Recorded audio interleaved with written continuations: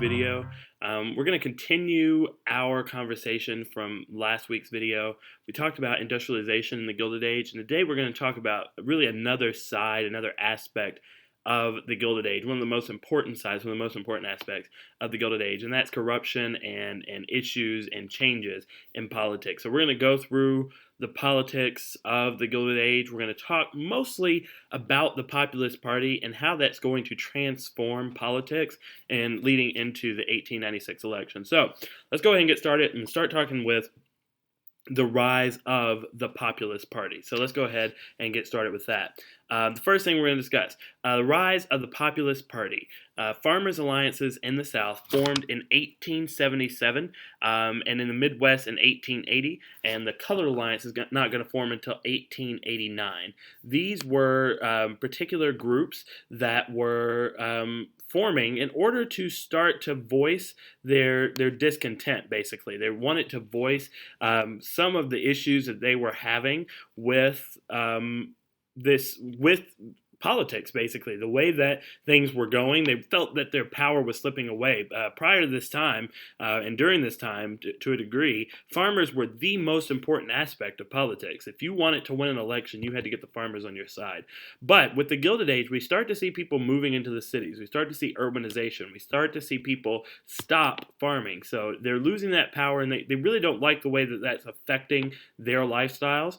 So they're going to come together and start basically just saying all of the things that they don't like about particular issues. Much like the Grangers, they sponsored social events, political action, cooperatives, and government regulation of railroads and manufacturers.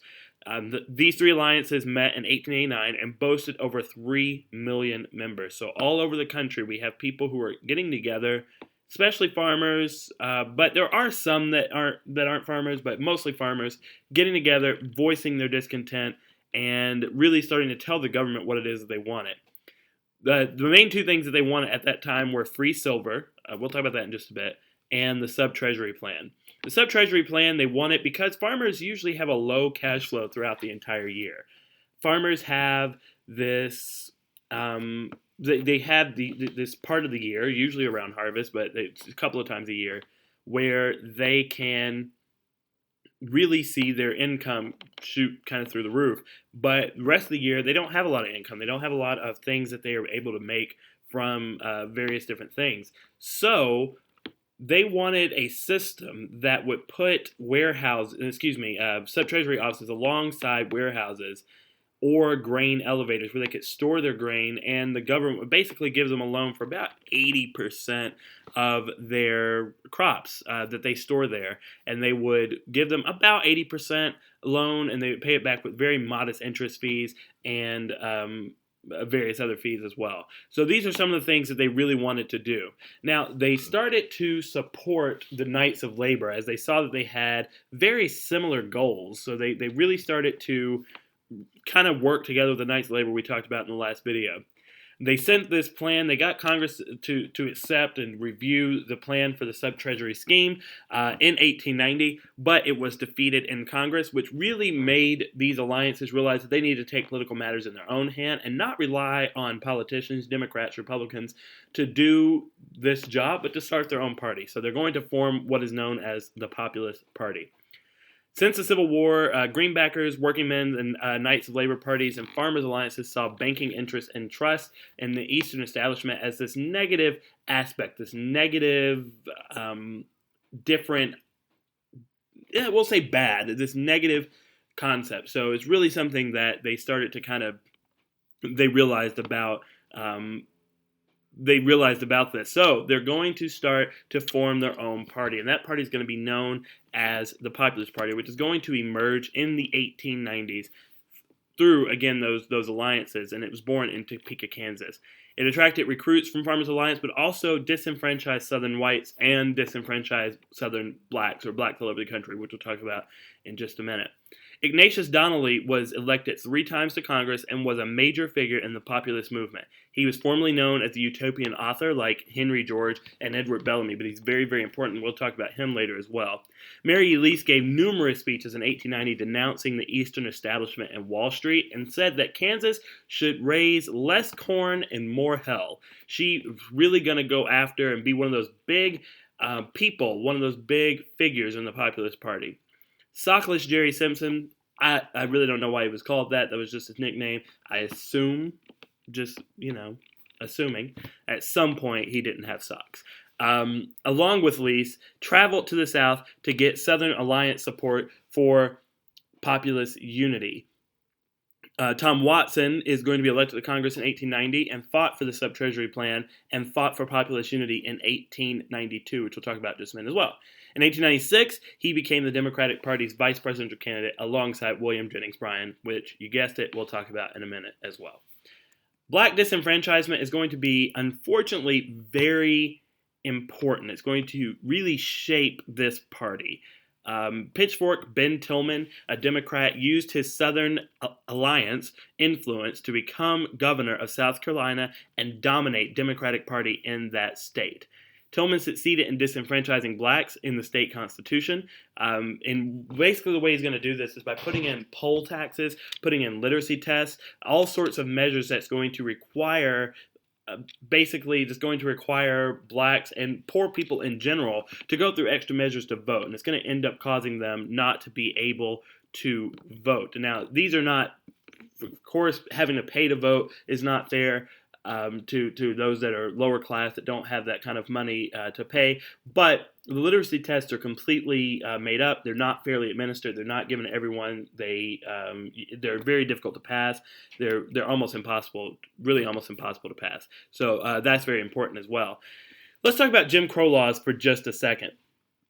Jim Crow was a minstrel character in minstrel shows, and what that means is that white men usually, sometimes white women, would put on blackface, and they would play this very stereotypical black character, and his name was Jim Crow. And it really represented all the things that people saw as a negative aspect of blacks. And so when they were looking to take back some of the power that blacks had gained through Reconstruction, they looked at some of the things that they wanted to take away, and they named them after this character, Jim Crow laws.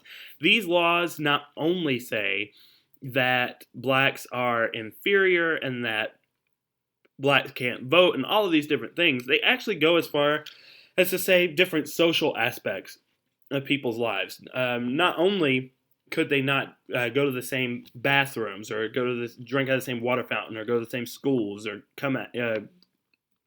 even ride in the same train cars, it's also going to say things as far as blacks can't speak to whites without being spoken to first, that black men must address a white man as sir. It required that a black man couldn't speak to a white woman. It required that if you were walking on the sidewalk and you were a black person, you saw white people coming, you had to step off the sidewalk, all sorts of things like that. These are the different laws that were put in place, and these are legal, systematic discrimination that have been put into Southern constitutions. Following South Carolina's lead, where have you heard that before? Southern states limited black suffrage in their state constitution. So this is really something that's going to affect blacks, but also it's going to send them to looking for political reform. So that's going to send them a little bit to these populist type parties. Voting restrictions were essentially a ruling class campaign against lower class voters in general, not just African Americans. So while you do have these laws and these things in some cases were targeted at blacks, they were not the only people that were affected. Poor whites were affected as well. And so that's going to start to send a lot of people to this party. Deliberate attempt by the New South's elite who were threatened by the populace to destroy party opposition and widespread political participation. In the 1890s, white Southern hatred toward blacks became almost genocidal. We talked a little bit about lynchings and what those are, but they really skyrocketed during this time. From 1865 to 1965, we're going to see at least one lynching in every year, but we're going to see these huge amounts of lynching starting to take place in the 1890s, and they're going to go at least through the 1920s. So there's just really this hotbed of hate, and again, that bordering on genocidal, but not quite to that level.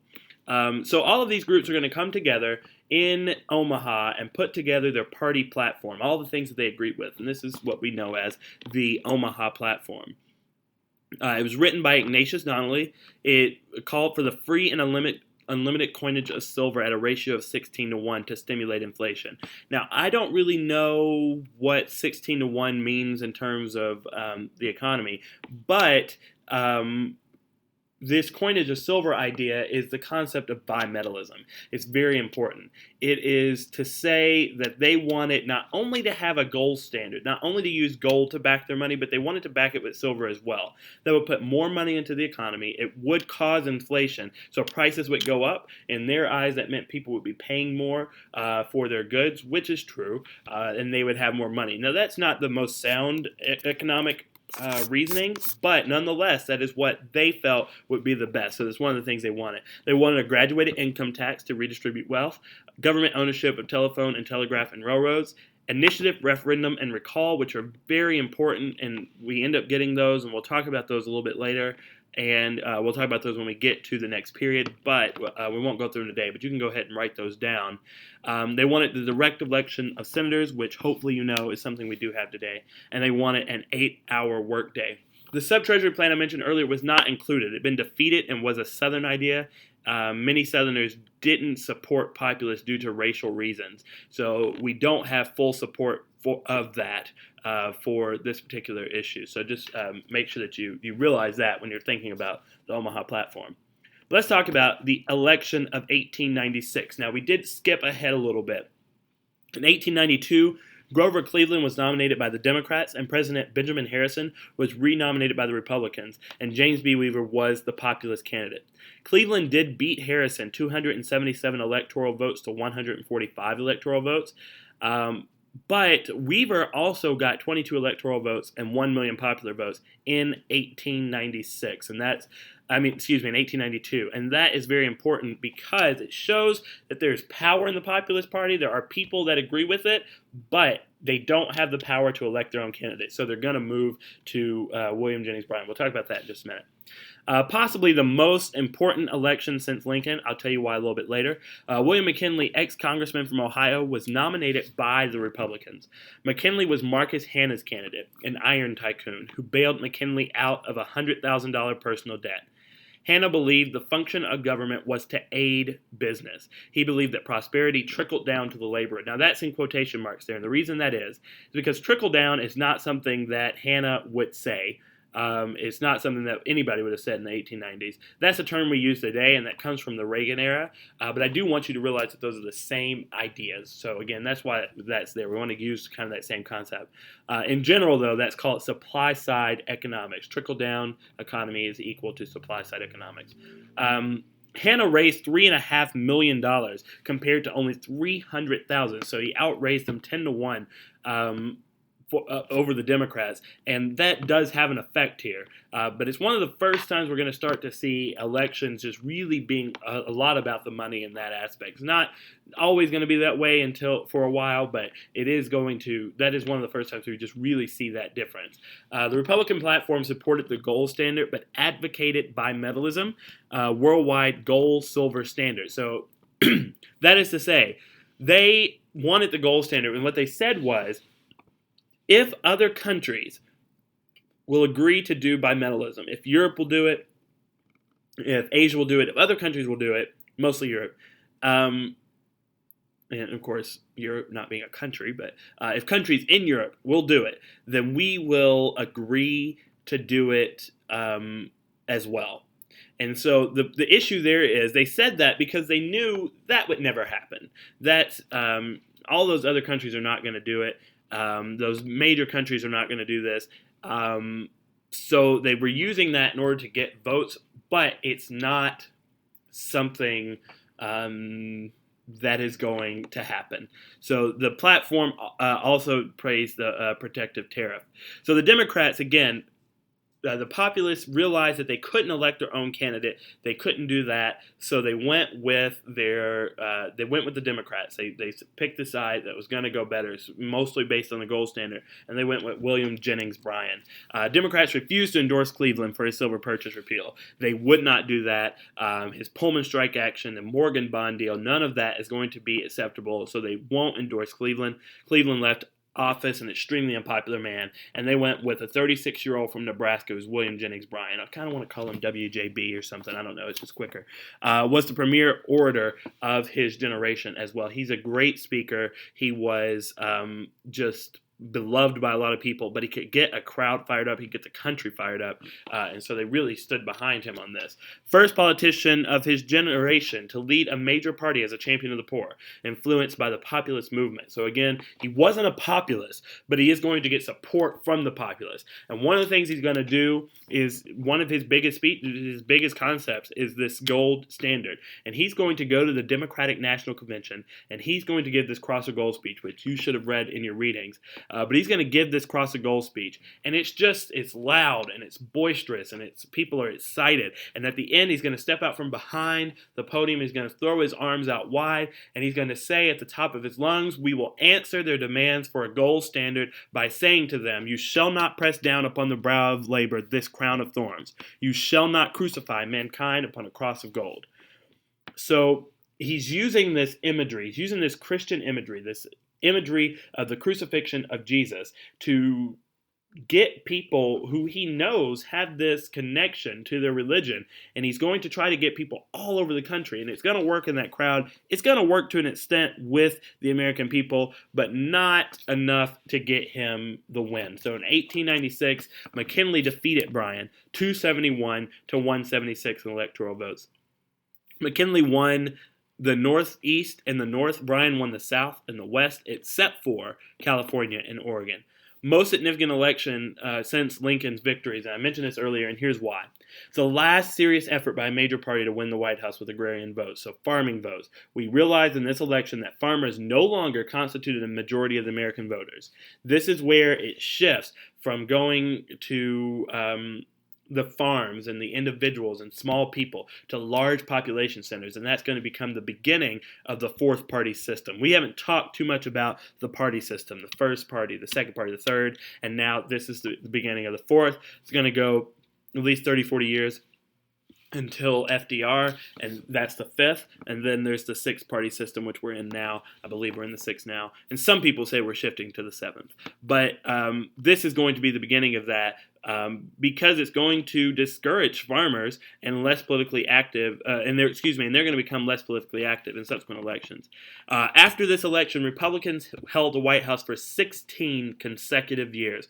That is going to be McKinley, Roosevelt, and Taft as well. So they're going to hold the White House for 16 consecutive years. Wilson's going to come in, and then the next three presidents, Harding, Coolidge, and Hoover, are all going to be Republican as well. So 28 of the next 36 years are all going to be Republican presidents. Diminished voter participation occurred as the Republican Party was seen as the party of the rich, and African Americans were left by the Republican Party. And the reason this is because they realized in this election that the African American vote in the South no longer mattered. Because of that disenfranchisement, because of that, they didn't have to champion African American rights as they had in the Civil War. So they're going to leave African Americans, and African Americans are kind of going to be out in the cold a little bit in politics, and so they're going to go looking for other things. A lot of African Americans will go to communism as a choice.